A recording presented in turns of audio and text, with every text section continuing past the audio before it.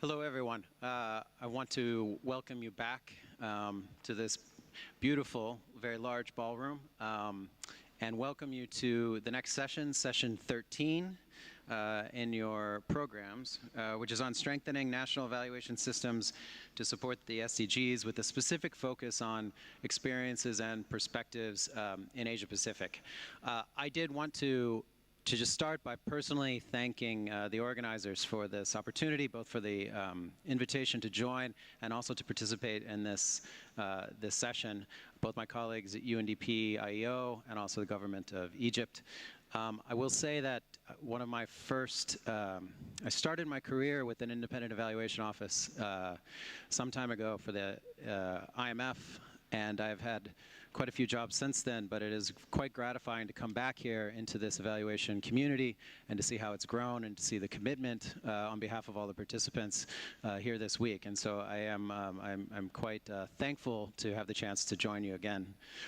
I also want to thank my distinguished fellow panelists, who I will introduce more formally in a minute, but for taking the time to join us and also to offer their perspectives on what I think is a very important issue. I also want to thank all of you in the crowd. I know it has been a long 2 days, and there are other sessions that are happening right now, and so we do appreciate your participation here and look forward to engaging with you during the question and answer session, because it would be very great to get additional perspectives from all the expertise that's assembled in the audience. Before we get into the substance, I did want to give a quick overview of the session, both the purpose and why we're here, and then a little bit on the flow. So first, this session is designed specifically to look at how national evaluation systems have been adapted or how they've been changed in order to align more closely with these needs of the 2030 agenda, all of the things that we've been talking about for the last couple of days, including this principle of leaving no one behind. So it's looking at regional good practices, some of the key challenges, but then very much a forward-looking exercise to think about what are those priorities for reform in order to make national evaluation systems more responsive, more suited to the demands, I think, the very ambitious demands of the 2030 agenda. Let me now, so we will have three main segments for this discussion. First, we'll start with a regional overview, and this is building on a joint project between UNDP and UNICEF that is looking on exactly that question, looking at evaluation systems across the region and how they have changed in order to support the SDGs in a more effective manner. That will be an attempt to try to set an overall framework with some guidance across the region, and then we will go into individual country perspectives from our panelists here today. We also have panelists not only from a wide range of countries, but also from a wide range of institutional affiliations, from government to civil society. Thank you. And international organizations, development partners. And so I think this is, supports this idea of looking at it, at the overall system, because I think we'll have a good sense of different perspectives, not just from government, but also how these different actors play a part in order to make this overall system work more effectively. And then we will close, as I said before, with the Q&A. And I know all of these sessions have question and answer periods, but what I would want to encourage during that is not only questions to probe colleagues on the stage, but also individual country perspectives, because what we'll be demonstrating or we'll be talking about are just a slice of country perspectives, in not only in the region, 5 countries perspectives, but this is only a slice of the world. And I think that I would encourage, in particular, those colleagues that maybe are not from the Asia-Pacific region, that we hope that some of these issues that we're bringing up are have some relevance and some commonality outside of the region. So we'd be very much, I'd very much encourage participation from colleagues from anywhere. So with that, let me now introduce my fellow panelists. Maybe I'll start at my extreme left. Ms. Gillian Sansanai, who is a social policy specialist for policy advocacy and gender at UNICEF Myanmar. Ms. Kartika Yadav, Planning Officer, National Planning Commission in Nepal. And now turning to my right, Mr. Towfiqul, the Senior Research Fellow from the Center for Policy Dialogue in Bangladesh. And then Mr. Xing, Deputy Director General, National Center for Science and Technology Evaluation in China. And Mr. Huaiban will be supported by a translator. So let me just, actually, I'm playing two roles here. First as the moderator, but then I also will give this introductory framing presentation on regional lessons, but I think I have to move over there in order to do it. So 1 second.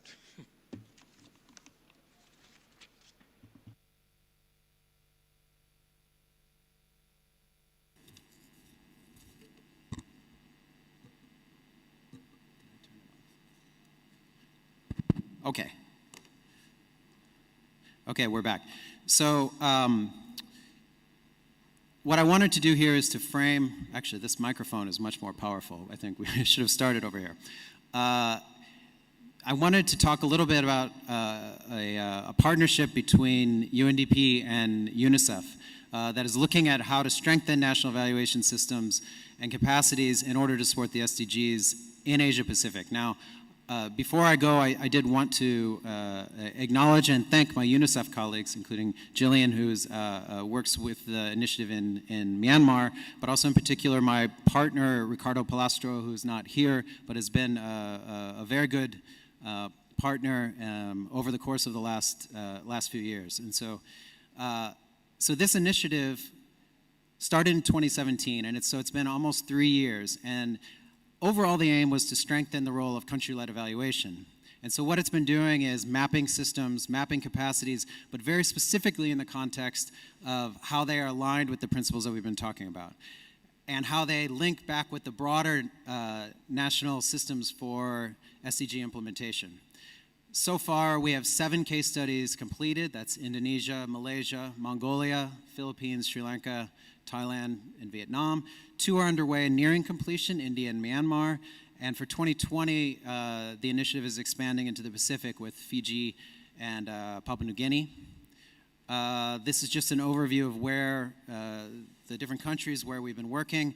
There's 3 phases represented there. In the initial phase, you can see in gray, where that's primarily in Southeast Asia. That might be a bias that we started this from the Bangkok regional hubs of the 2 organizations. But since then, we have expanded. There in yellow, you can see to Mongolia and India, and then next year in red to the Pacific. So by the end, there will be at least 11 case studies from which to draw for regional synthesis, regional lessons.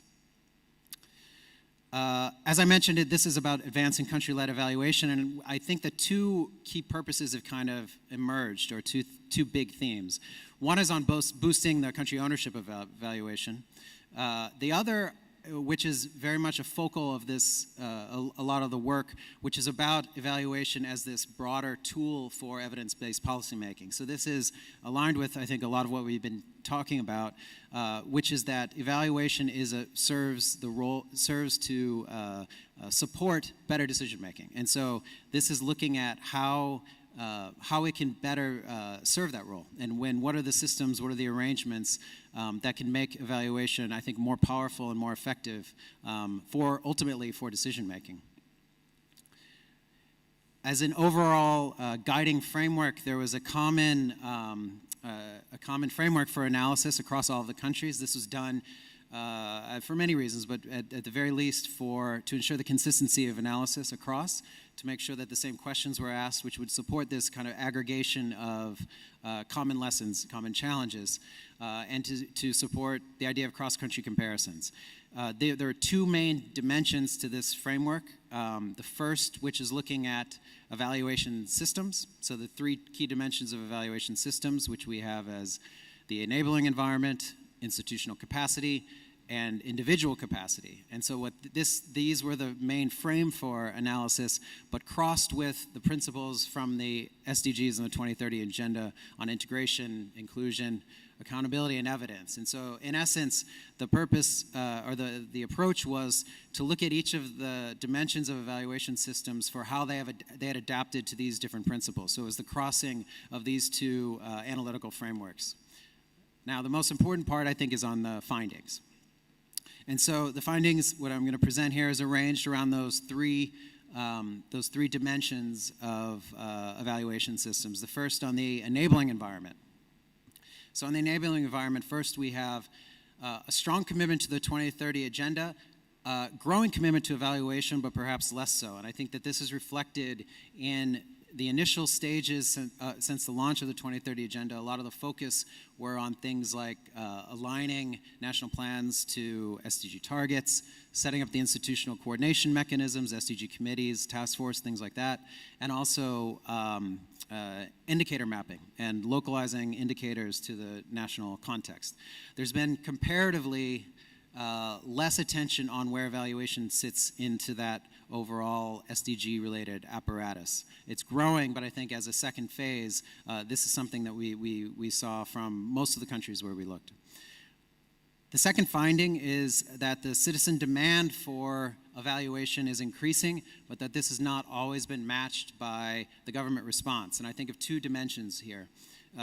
One is generally the public, media, civil society demand for more evidence and a demand for evaluation, and this is clearly growing, but also for more participatory models. And so to bring these groups into the evaluation process, this is a clear demand that has not quite yet been met, I think, by at least the countries where we've studied. And that the tangible, more concrete examples of how these participatory evaluation methods have been conducted are much less common. So third, we have the evaluation culture, essentially, which we described, I think, in the report as being just emerging. I'd point to a few pieces of evidence for this.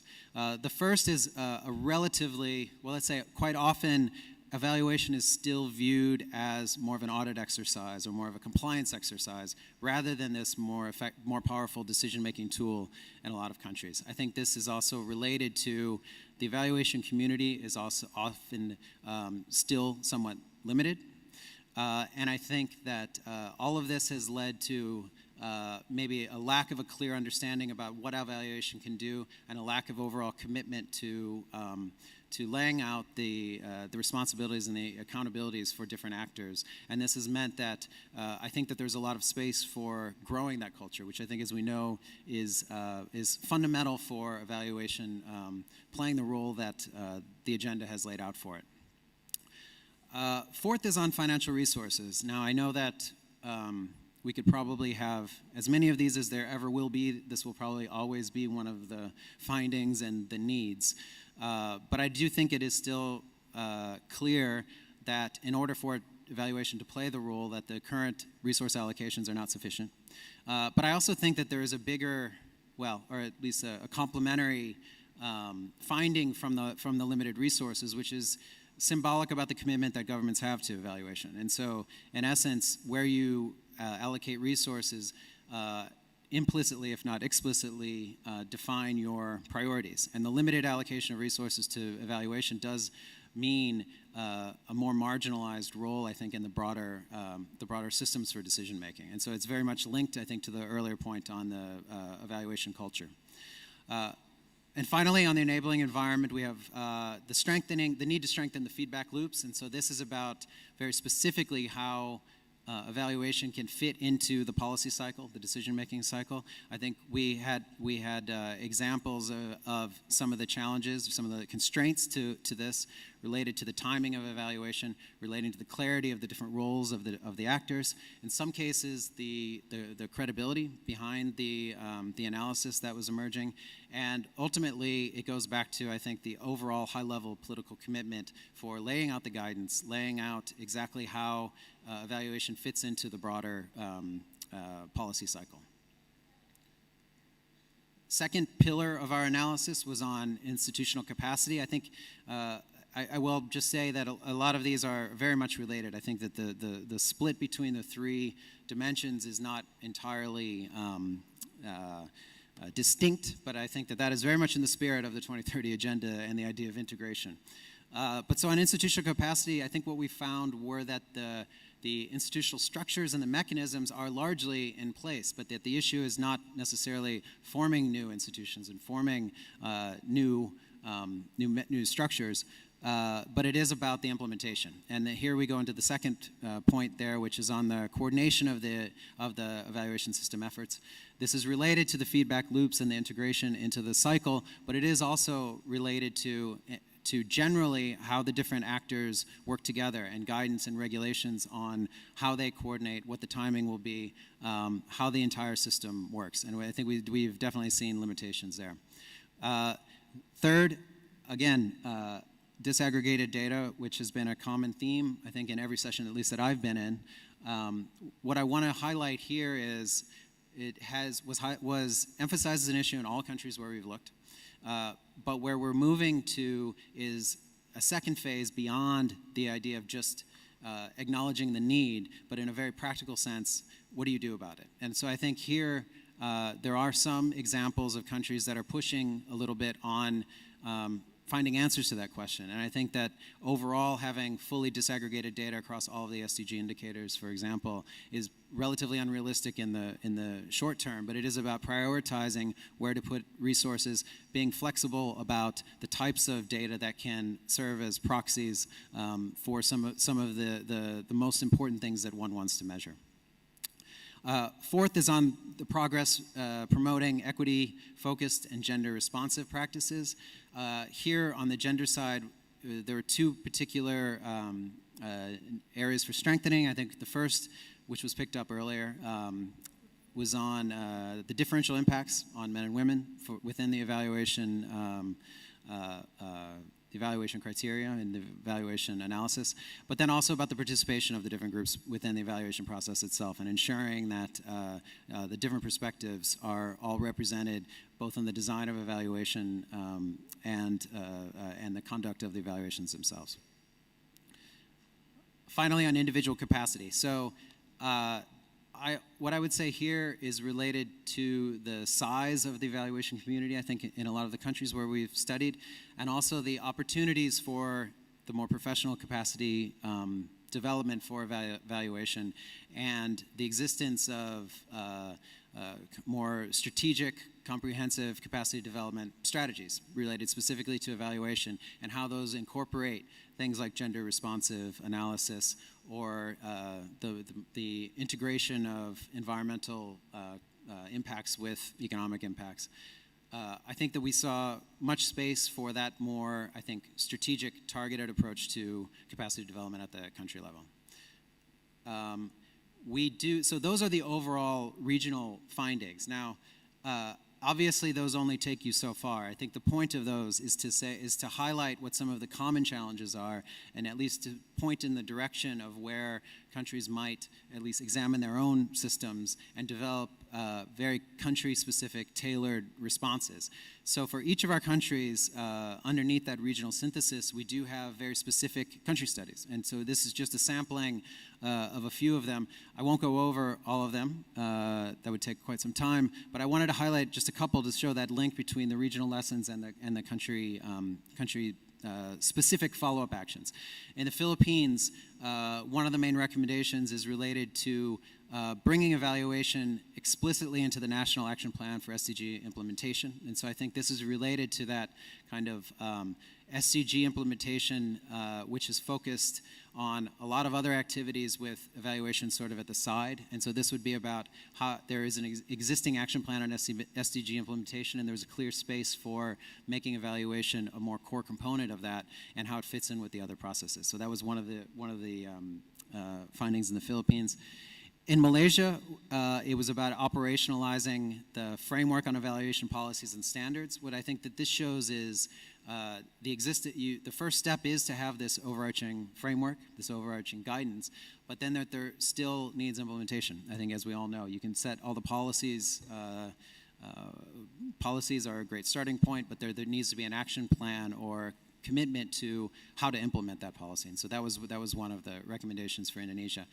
I'm just going to close on Thailand because it's on a different realm, which is back to this capacity development idea, which was pushing, I think, the idea of the partnership for professionalizing evaluation and for building capacity outside of the government through partnerships with the Thai Evaluation Network and then some of the universities and higher education institutions. So it was about very specific ways of expanding I think what can be a normal idea about capacity development and what sort of partnerships can support that. So I'm actually going to just close here with just a couple of notes on where this exercise goes from here. There is a policy brief, which is the more digestible form, I think, of a very wide-ranging analysis that will go over and lay out some of these key findings and recommendations. There is an overall regional synthesis report that will be released relatively soon that gets into some of the details. And behind all of that, there are the country studies, which will be, by the end of this year, 2019, 9 individual country studies with very specific findings and country-tailored recommendations. Now, the last one I wanted to point to is the last bullet there, which is on these partnerships for implementing the recommendations. I think we do acknowledge now we'll have at least 11 country studies with a base of recommendations, and this phase of diagnostics is incredibly important, and it points to a lot of important findings and important areas for strengthening. But we also then want to see how we can, we meaning UNDP and UNICEF in this case, but I think it's a much broader concept of development partners, can support in implementing some of those recommendations. So I think that the next phase of this partnership is to look at that, how to move from diagnostic, I think, more into action, and how to prioritize some of the key dimensions that need strengthening, and how the international partners can support that. I am going to stop there, and so I hope that provided an overall regional kind of very high level view of some of the challenges for adapting systems to the needs of the 2030 agenda. We will next hear from our 4 panelists who will give individual country perspectives. And so this will be looking at their view on how their own individual countries have met some of these challenges, maybe encountered different challenges, and some ideas for next steps. So with that, I am going to now reintroduce Ms. Kartika Yadav from the National Planning Commission in Nepal to give a perspective on the Nepal experience. Thank you.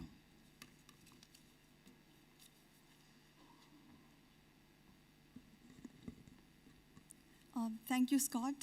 I'd first like to start by thanking the organizers, UNDP, Independent Evaluation Office, and the Government of Egypt for inviting the Government of Nepal at this very important conference and allowing us to share some of our perspectives and recent developments on our national evaluation system, and mainly the Sustainable Development Goals. To begin with, to give a small background on Nepal, it is a federal democratic republic state which is multicultural, multi-religious, and multi-ethnic. We have, in the changed context of federalism, we have 1 federal government, 7 provinces, and 753 local units. And we are surrounded by India from the east, west, and southern side, and China from the north. So moving on to the subject in hand, the basis of evaluation, like the monitoring and evaluation of our programs and projects are carried out on different bases, and those are our periodic plans, which has a result framework with specific targets and indicators.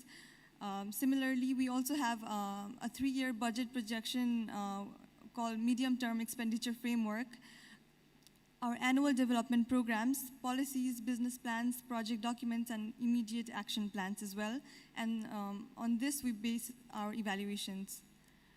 To explain about our institutional arrangement for monitoring and evaluation, at the national level, we have a National Planning Commission, which is the leading institution to carry out monitoring and evaluation.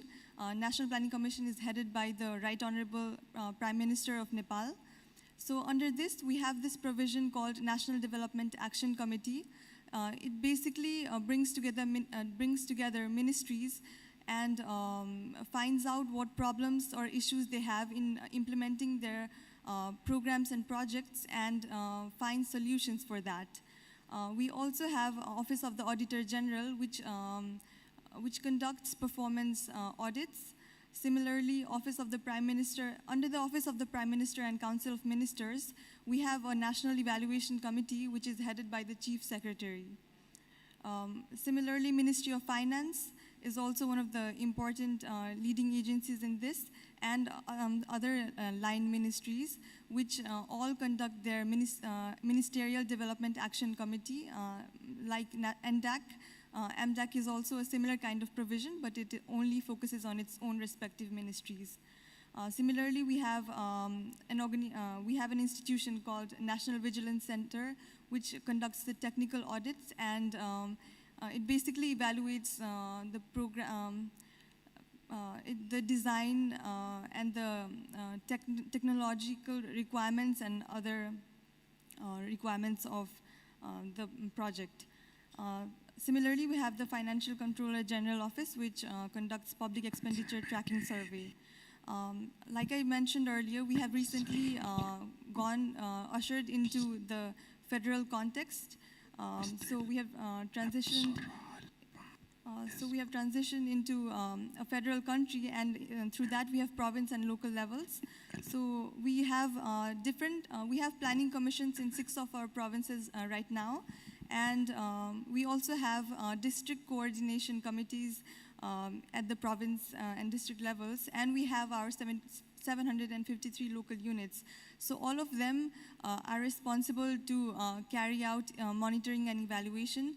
However, since the system is still in the process of being institutionalized and set up, it's getting there, but it's not all in place as of now. So I've already mentioned this, but yeah, at the national level, our policies and periodic plans and priority 1 programs and projects, which are usually large-scale infrastructure projects, they are evaluated. The responsible agencies, as you can see in the slide, for policies are Office of the Prime Minister and Council of Ministers, National Planning Commission, Ministry of Finance also to a large extent, and other line ministries. Similarly, for National Planning Commission develops the periodic plans. They are usually 5-year long. Some also have been 3-year long periodic plans. So those are carried out by NPC. And like I mentioned, priority 1 projects are monitored and evaluated by the Office of Prime Minister, NPC, Ministry of Finance, and concerned line ministries. Similarly, for provincial and local level, in the past we used to have District Development Committee, which used to carry out a lot of that work under the Local Self-Governance Act. But in the changed context, the system is still being institutionalized. But basically, the district and provincial agencies still report to the OPMCM, NPC, and Ministry of Finance. So yeah, this is just a slide I had put up. We also follow the OECD DAC criteria of evaluation. I think all of us have already learned a lot on that. So moving on to SDGs. We carried out our voluntary national review in 2017. In 2017, the National Planning Commission updated its SDG baseline report, and it prepared a voluntary review evaluating its progress, of the baseline report itself. So, it was while making the voluntary national review, a lot of consultation and interviews took place. For example, review of plans and strategies. So basically, the major, medium, and long-term sectoral plans and strategies were reviewed. Similarly, there were consultations with committees. I'll get to that in the next slide. But basically, we have 3 committees: the Steering Committee, Implementation and Coordination Committee, and Thematic Committee, 7 thematic committees. So this thematic committee was consulted with, and we also have consultation with major stakeholders. So during that, we consulted with the private sector, the cooperatives, the non-government sector, and the civil society organizations, as well as we also consulted with UN agencies, our development partners, and other important stakeholders for this. Similarly, key informant interviews with our development partners were also conducted. And for this, the sources of information that we took were national population and household censuses. Also, we had our management information system, so we extracted data from there. And we also extracted data from the multiple indicator cluster survey. So like I said, the mechanisms for implementing and monitoring the SDGs in Nepal's context, the institutional arrangement that we have is we have a high-level steering committee, which is chaired by the Right Honorable Prime Minister of Nepal. Similarly, we have an implementation and coordination committee, which is chaired by the Vice Chairman of National Planning Commission. We have 7 thematic committees, which are chaired by the respective members of National Planning Commission.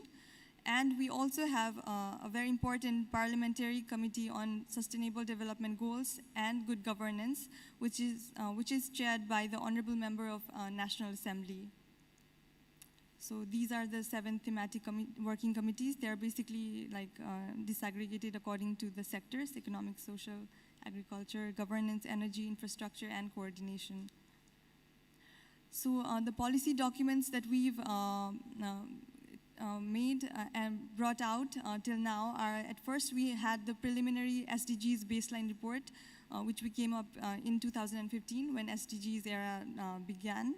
After that, we came up with the SDGs status and roadmap for from 2016 to 2030, where we basically have a monitoring framework for the targets and indicators that we want to achieve. And it is basically, the monitoring period is divided into like every 3 years, we are going to monitor it. And so after that, we published the voluntary national review, as I mentioned earlier. We also have an UNDP, UN Development Assistance Framework, which is an important document for this. And especially in case of monitoring and evaluation, which is our topic for today, some of the important documents that we published recently were the SDGs-based national monitoring and evaluation guidelines.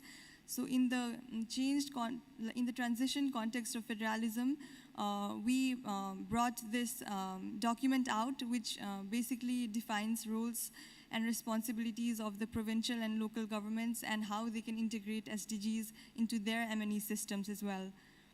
Along with that, we also came up with the local and provincial level planning guidelines. And basically, it's related to planning, but it's very integrated with, it's very much integrated with SDGs, and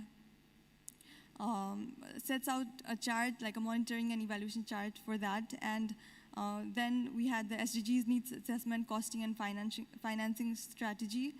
And also, one very important thing that I missed out earlier was the eval SDGs. And at the eval agenda workshop, our National Parliamentary Forum on Development of Evaluation Policy in Nepal and the Community of Evaluators of Nepal came up with the Integrated National Evaluation Action Plan of Nepal for 2016 to 2020.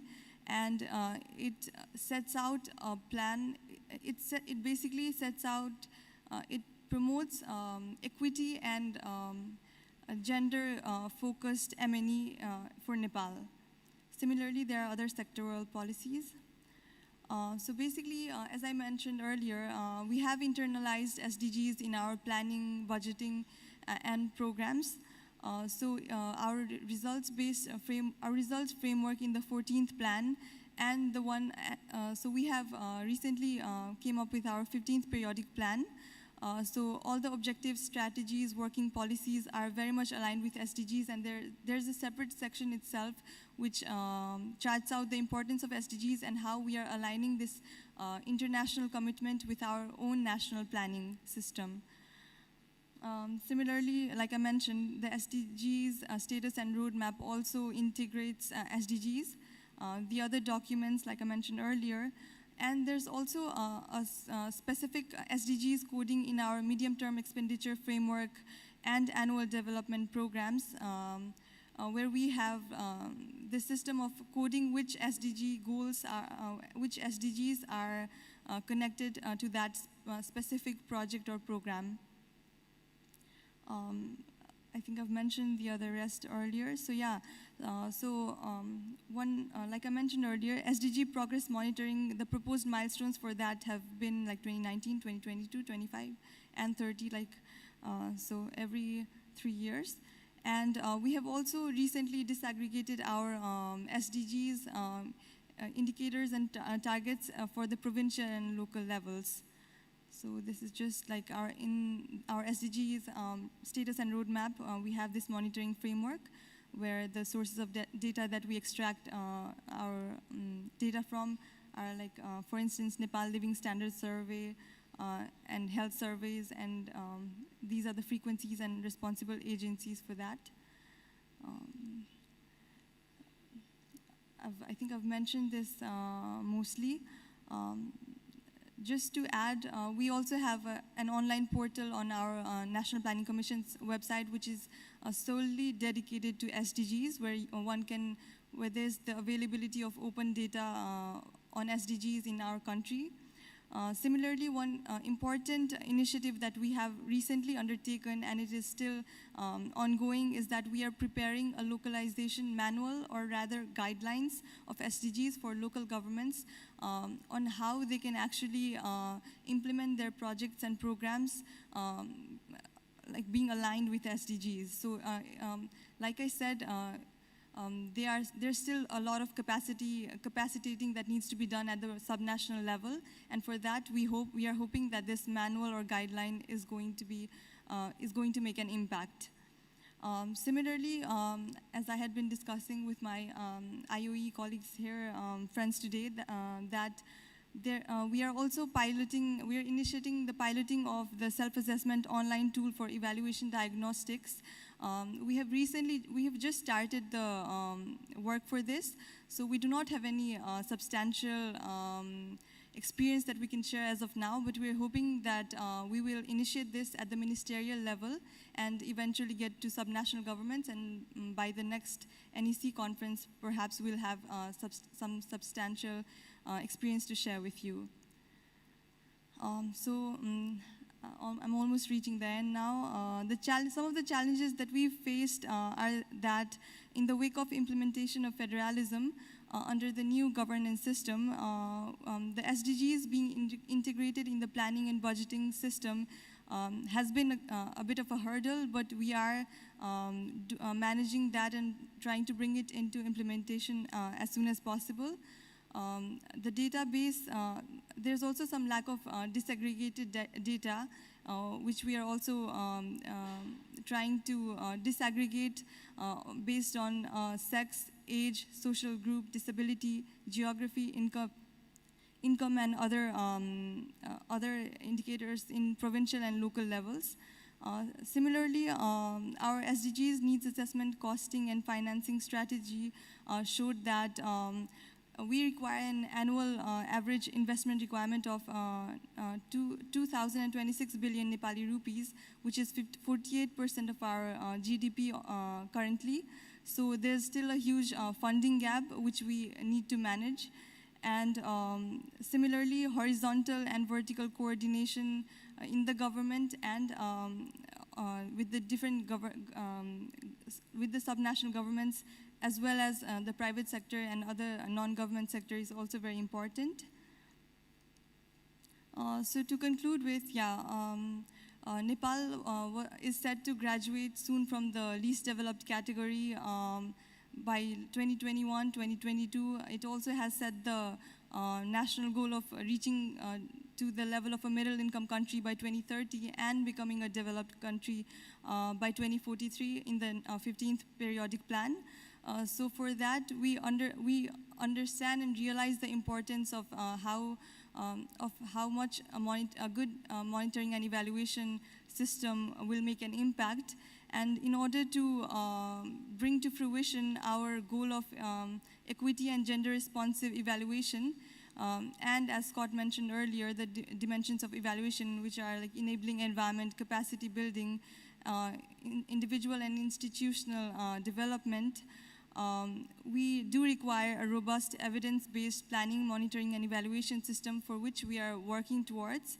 And we are actively committed to the Sustainable Development Goals and Agenda 2030 of leaving no one behind and reaching the furthest behind first.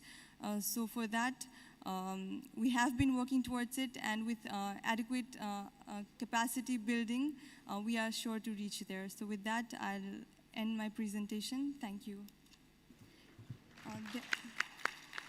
Thank you so much for that. I have my colleagues from UNDP to answer, or us from government to answer if there's any questions later. Thank you. Thank you so much for that. I think it's very helpful to see the specific examples of how a country is responding to a lot of these challenges that we opened with. I think in the interest of time, I know we started a little bit late, but let me go straight to our next presenter, Mr. Towfiq from the Center for Policy Dialogue in Bangladesh.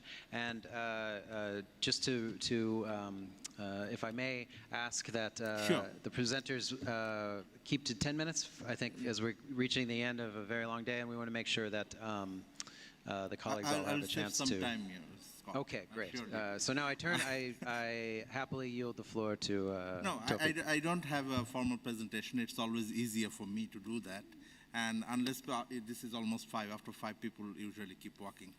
Let me give you some disclaimers to start with. If Kartika's presentation was about the glass half full, my presentation will be mostly on the glass half empty. Usually in development, we always are caught in that dilemma. Secondly, that I am by profession is a macroeconomist and public policy analyst. I'll be talking more about macro level evaluation rather than micro and meso level evaluation. So, and I'll talk more about Bangladesh's experience based on what we have seen from Scott's presentation. And to try to focus a little bit, even if we haven't really done a study, but let's see how Bangladesh fits in your country analysis as well. To start with, I think one of your recommendations was that to have an overarching policy for development evaluation. And many countries, as you have found, that did not have a legal framework for that. Bangladesh does not have a legal framework for that to start with. So this is a common weakness or gap in that way. But the second thing that I would say that the challenges we have in Bangladesh, I'll start with the data situation, particularly in light of leave no one behind, because when the SDGs were being conceptualized, we were pretty excited to learn that leave no one behind is going to be one of the key spirit of SDGs. So that means the people who are in most need, often overlooked by macro policies, will be now get a better place in the policy system. And we will, to do that, the first thing that we have learned that we need to have better data, disaggregate data. And we started to conceptualize leave no one behind. And to be honest, I personally also worked in conceptualizing leave no one behind, and we identified 12 criteria for vulnerability that you can use as a parameter for leave no one behind. To be honest, in Bangladesh, we have about 17 SDG indicators available for Bangladesh in a discrete manner, not necessarily in a time series is always available, but we have 70 indicators. And if you look at that 70 indicators and we've tried to fit in all these criteria, we have seen that there is only 2 criteria where you have sufficient number of indicators with disaggregated analysis. So first is about geography, and particularly urban and rural. So we have indicators where you can find urban and rural data. And the second thing is about gender. So we know where we are coming from. This is about 20, 30 years of continuous effort from various quarters to bring gender into the mainstream. So we still have about 21 indicators for gender. So other than that, we do not have much data to start with. So evaluation, we speak a lot about Leave No One Behind. In practice over the 4 years, and you can look into your experience in your country or at the global level, we did not make much progress. That is to start with. So first of all, we have done many other things, and Bangladesh is one of the major achiever in terms of SDG implementation process. I think we made a very good start in identifying our institutional mapping, in identifying our policy gaps, data gaps, estimating our financing needs. But to start with, we haven't really done any analysis from the national perspective or the official perspective on the Leave No One Behind, and who should we leave out among those 12 criteria. It's not very easy for a political economy perspective that you will say that this is the minority group that we are not now focusing at this moment. So this is where we are caught up with. So at our national policy level, we talk about the whole of society approach, which is in the spirit of Leave No One Behind. But even when we, from independent perspective, we do our analysis, because of the data gap, we do not consider many of these small vulnerable groups. And we all understand that we will not find those disaggregated data from our national survey. So where should we go?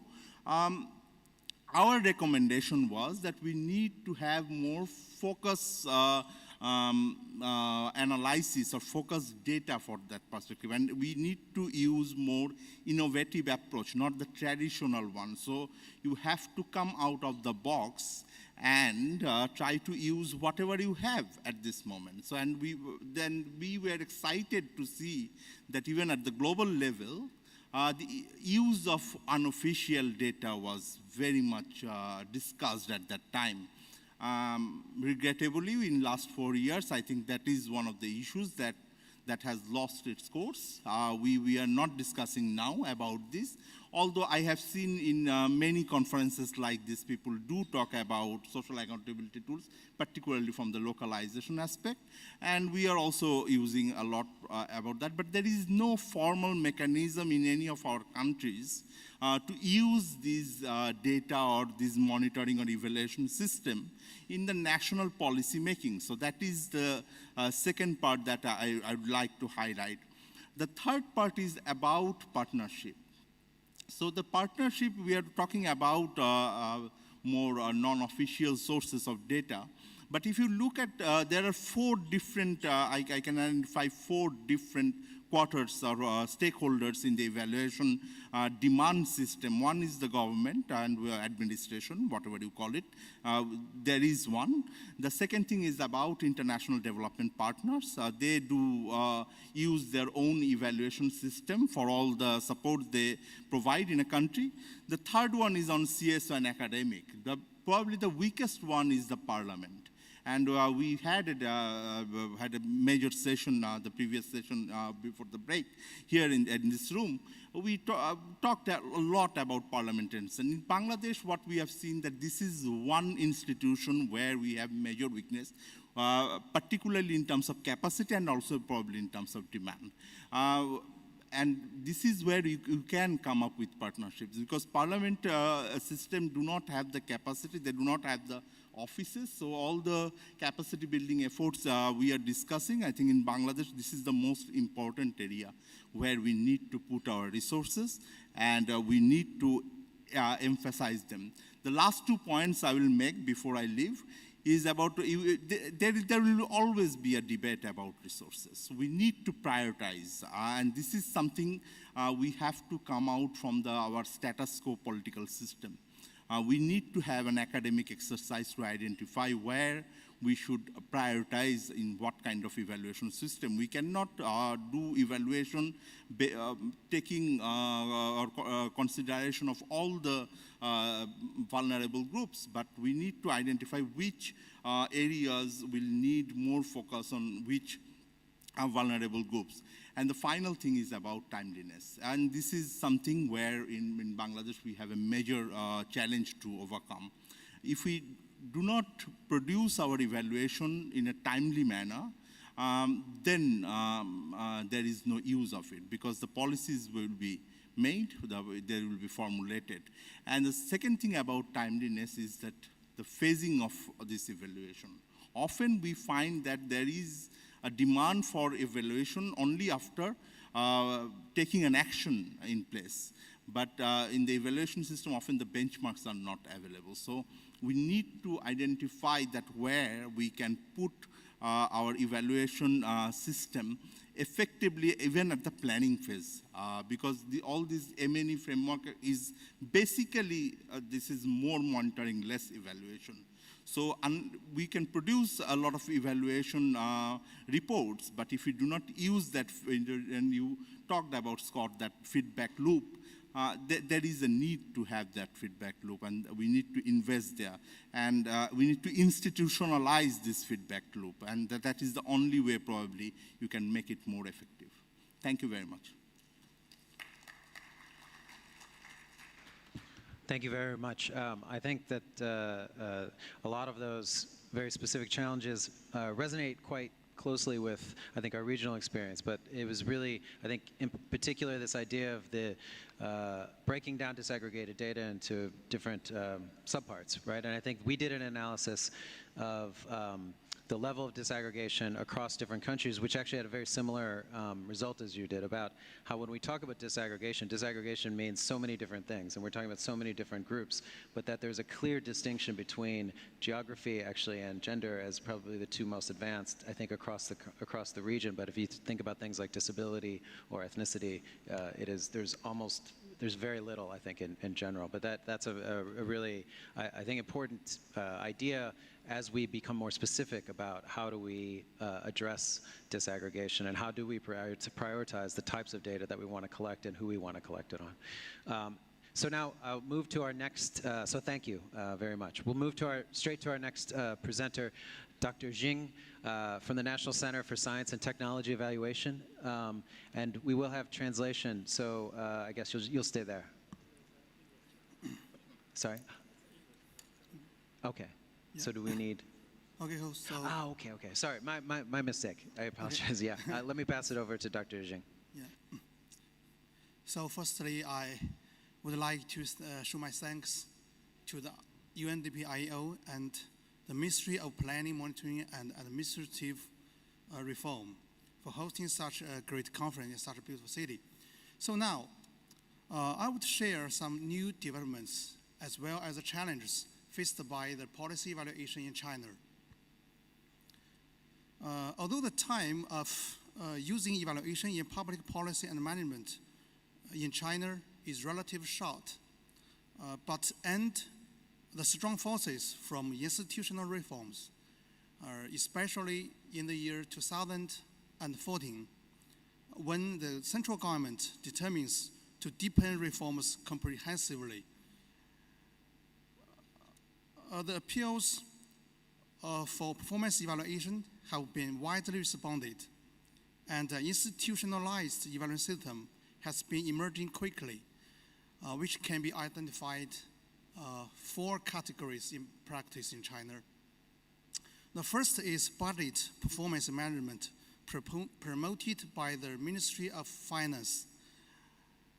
In the year 2011, on the basis of pilot work in the past 10 years, the Ministry of Finance explicitly proposed to establish a budget performance management system requiring all departments to obligate a certain percentage of funds to be evaluated. So in the year 2018, the CPC Central Committee and the State Council issued a specific policy file which aimed to establish an all-round full process for coverage budget performance management system. So as a result, both central and local budget have been implemented performance management now. The second is the evaluation of policies and reform measures. For example, the 5-year plan is an important policy tool for government. During the 11th and the 12th 5-year plan period, the National Development Reform Commission organized midterm evaluation and post-evaluation.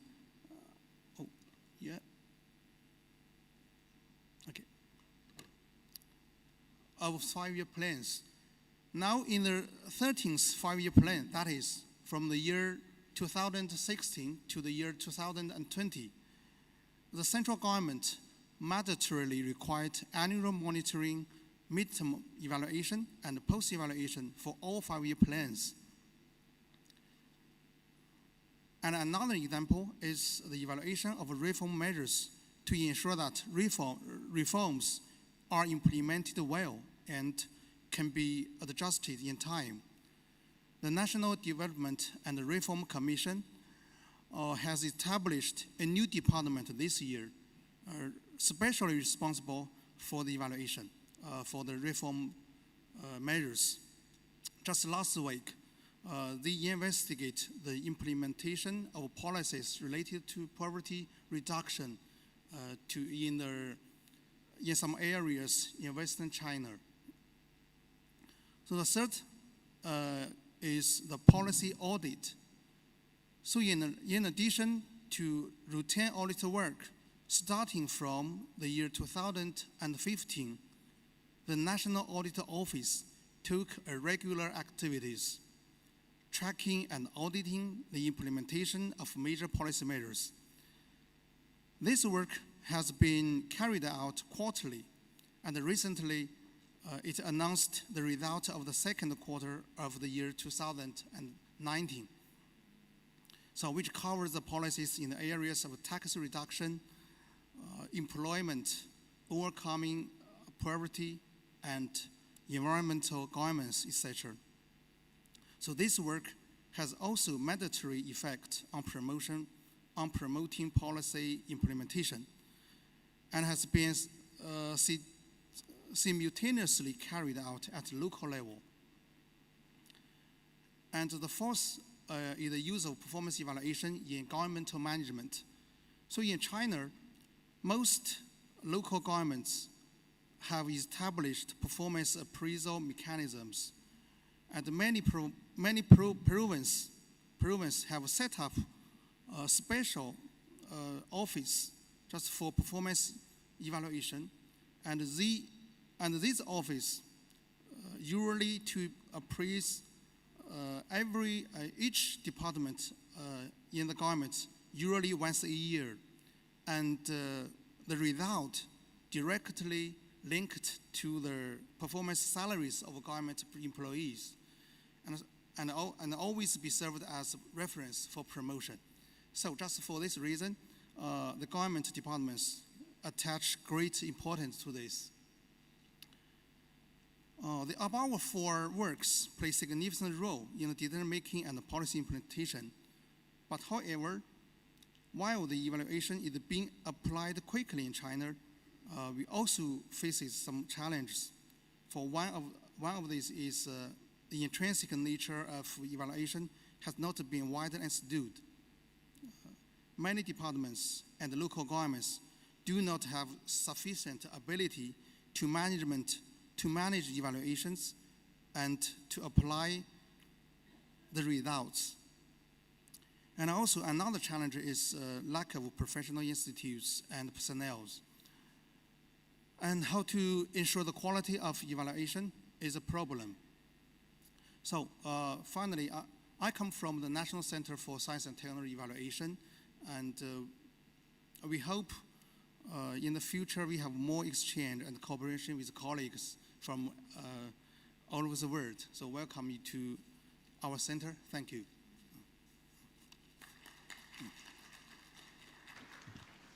Thank you so much, Dr. Xing. Let's go straight into our final presentation, which is my colleague from UNICEF, Gillian Sensanai, who will talk about perspectives from Myanmar.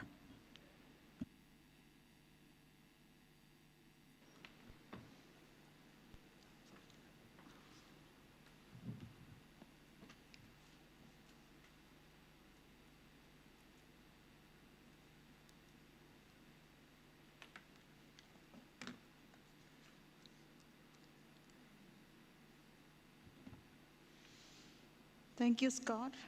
Very good evening to all. And it is really difficult to keep you awake, right? So I'll try to make my presentation very short and keep you engaged. So I'm honored for me to be presenting at this forum. And I do thank the Independent Evaluation Office, UNDP, and my co-worker, organizer, and official from Egypt. Very good evening and very thank you. Especially, I'd like to honor my honorable Director General, Dr. Wawamao, Director General, Dr. Tueche, Deputy Director General, Dr. Swela, who is the senior government official and joining the team today with me. And I'm proud of you all showing the leaderships of Myanmar government.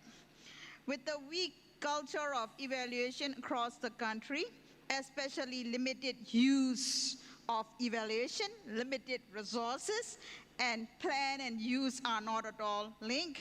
In most cases, it is important to know where we are and what is our current situation on evaluation. I'm proud of Myanmar when Myanmar took up the case study initiative on NECD. Government fully supported, led by having working group formed under the government leadership, and I will cover this in my presentation. So this is the context.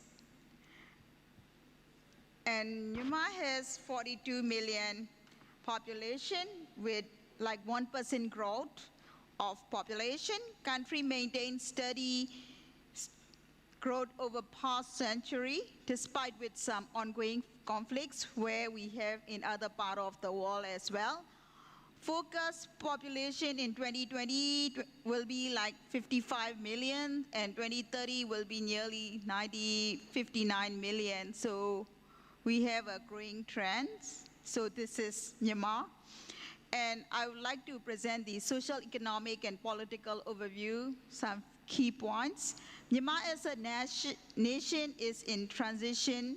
I think everybody knows that, to a federal democratic national since 2011. And we are also progressing peace with the ceasefire discussion with ethnic armed organization. And recent change of fiscal year, we used to have the fiscal year starting in April, but now we have changed, and this created some uncertainty in business environment.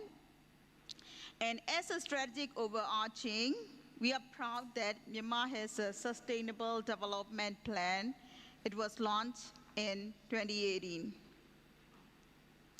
So this is the 2030 agenda in Myanmar, and in 2016 we had our baseline, and we were reviewing the readiness of our SDG indicators, data availability.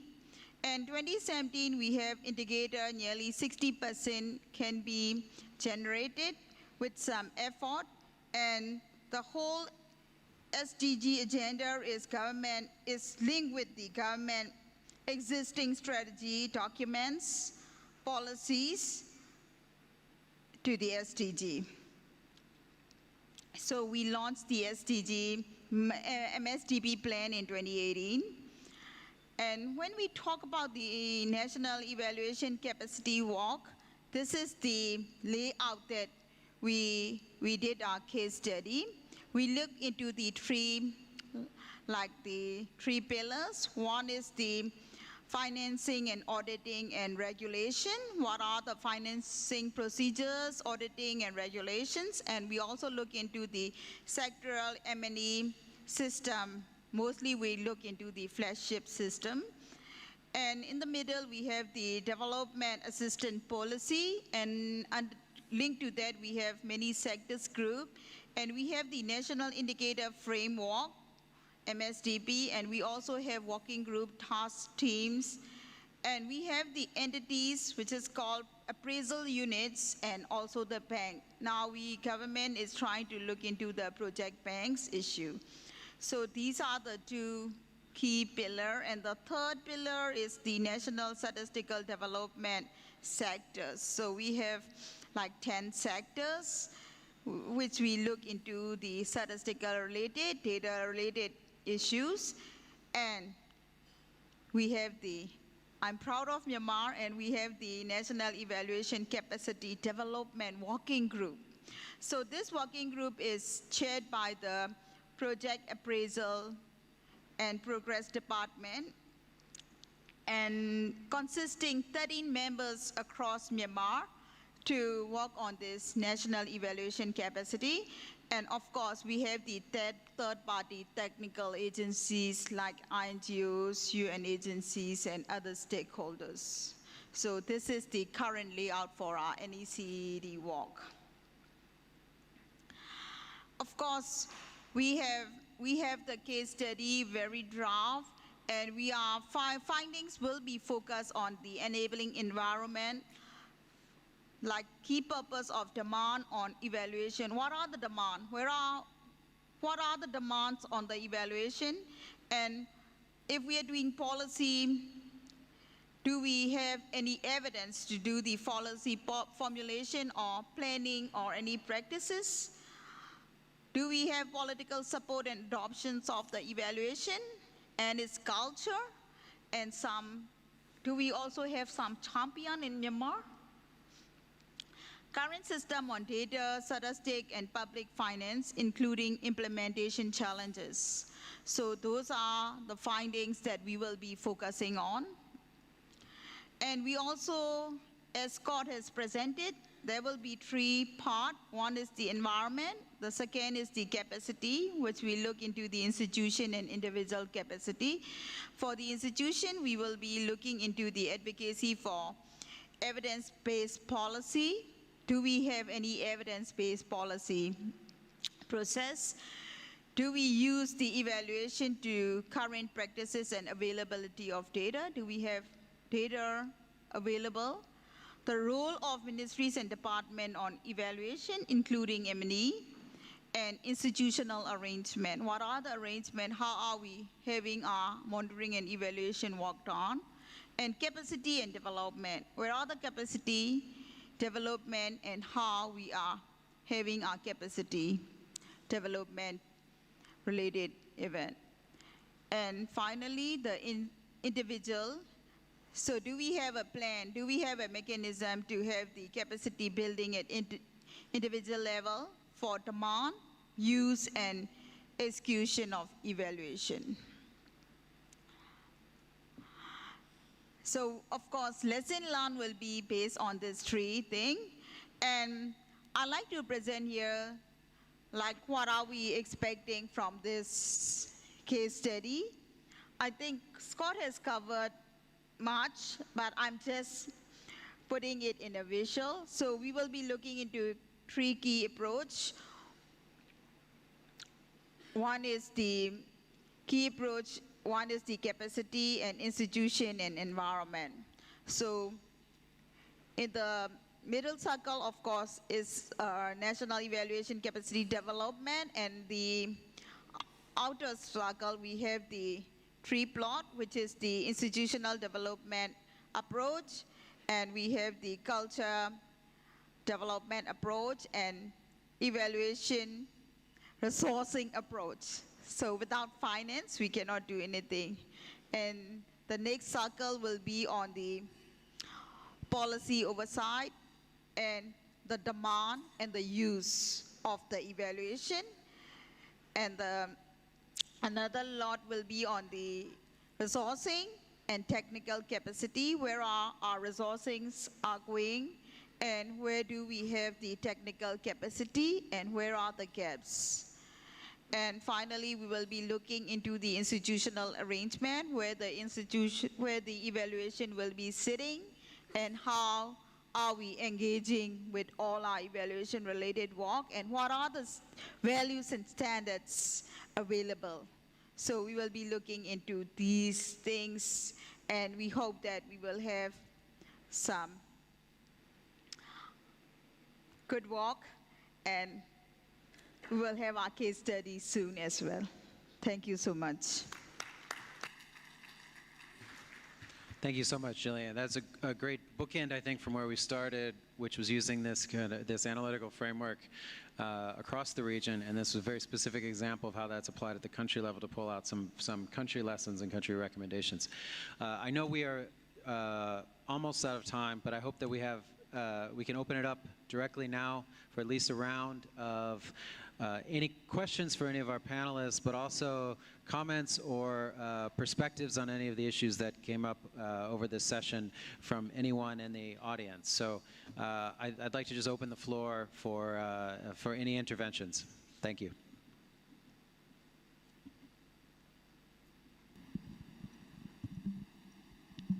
Thank you, and it's, well done to Nepal and China and Bangladesh colleagues. But this is not a question, but largely, predominantly a comment. But please feel free to respond as well if you feel like. So this is where I'm coming from. So we had the MDGs, and largely the developing countries we failed.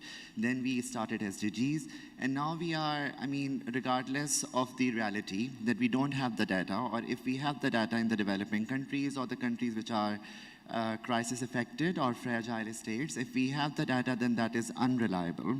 And now we are expecting and putting all our eggs, if not all, then 50% of the eggs in the basket, which we call evaluation, and we are giving it, we expect those states or the governments, which are, they are democratic governments, but then they are not democratic at all. So they are human rights abuses, and these SDGs are basically to make sure that the human rights are protected. So how can we expect those governments to be so transparent, to have monitoring systems, which would be transparently demonstrating that half of the funds are being lost in corruption or fraud. And then there are political uncertainties. We have regions where even the democratic government do not exist. It is predominantly handled by the military forces, which again, they do not care about human rights, in my understanding. So won't it be a good idea that rather than relying totally, especially in these kind of states, where we want to see SDGs to be a bit of a success, to again rely on our partners such as World Bank, USAID, Asian Development Bank in Asia Pacific, and other partners, that when they are funding such countries, they make it a compulsion on those governments that they have to have a robust monitoring and evaluation systems, unless they will not receive funding. I think with that stake, there will be some chance of success. Thank you.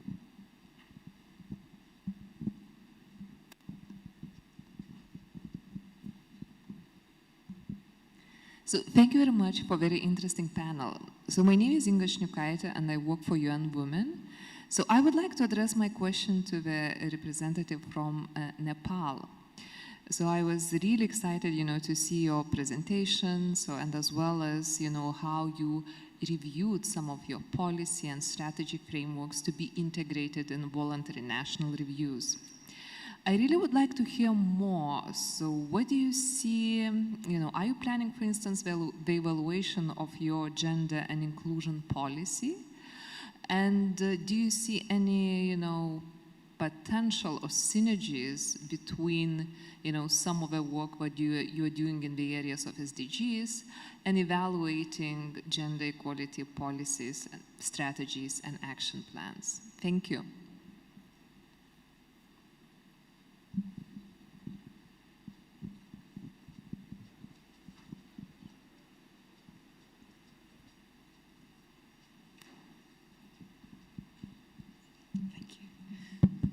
Thank you.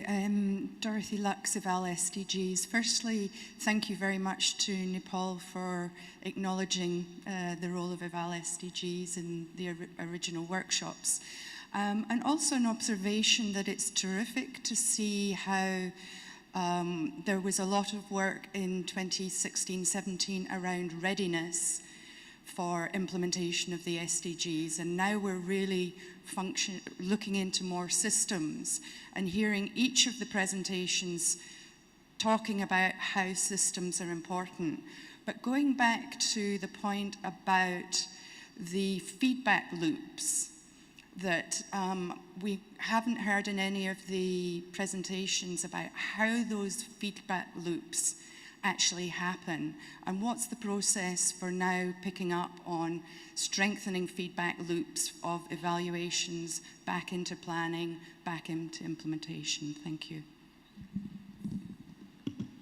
Okay, thank you to the colleagues for those three questions. Maybe I can start with the specific question directly to Nepal. I think was primarily on the synergies between some of the work on gender equality and what that might mean for evaluation for SDGs, if that captures part of it at least. But maybe I can turn to Kartika. Thank you very much for that question. Yes, in fact, I think gender equality is one of the major sectors or areas where Nepal has focused and aligned with SDGs especially. The Ministry of Women, Children and Social, Senior Citizens, sorry. We actually have this thing called GESI, I mean everyone knows that, Gender Equality and Social Inclusion. So we have gender coding as well in all of our like I said, the SDGs coding also has this framework of gender coding and whether those programs and policies are gender friendly or not. So, so I think, yeah, in our programs and projects, gender is one of the majorly focused areas, and we definitely have been improving a lot on that specific sector and in SDGs as well. So I would say that all of our, even the action plan, as I mentioned, of monitoring and evaluation itself focuses on equity and is gender responsive. So it's one of the mainly focused areas in Nepal's plans, programs, and policies. Yeah, that would be my answer. Thank you so much. I'm going to ask Towfiq to respond to the question about feedback loops. I think it's a very good one. And it's something that the specific examples of how you incorporate that, how do you integrate that more explicitly and systematically into the systems is the question. And I think Towfiq is going to give an example or a response to that. No, I honestly, I don't have a clear answer to that. None of us have. But what I would like to highlight, this is the point I have made, that we have been talking about this feedback loop, but not necessarily we have institutionalized it. So maybe at the project level, to some extent, some development partners, when they evaluate their intervention, they have some review, and for the next phase they come up. But at the macro level, when we talk about the national level, we do not see that reflection, at least in Bangladesh. I'm pretty sure I have reviewed quite a few Asian countries' experience on monitoring and evaluation on SDGs. I haven't really found a strong what we call the best case scenario in that way. But I think there is now a need that first phase of SDG is officially over. The 4 years, now there must be a review.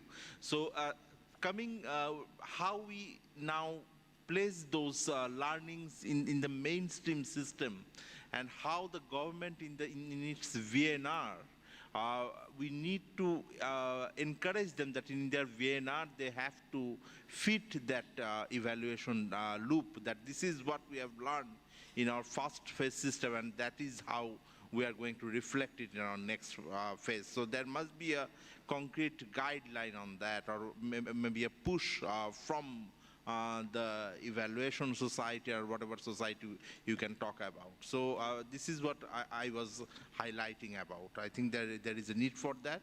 I do not know any of the best case scenario, but please, if you know that you have a strong system somewhere, please let us know. That will be a learning.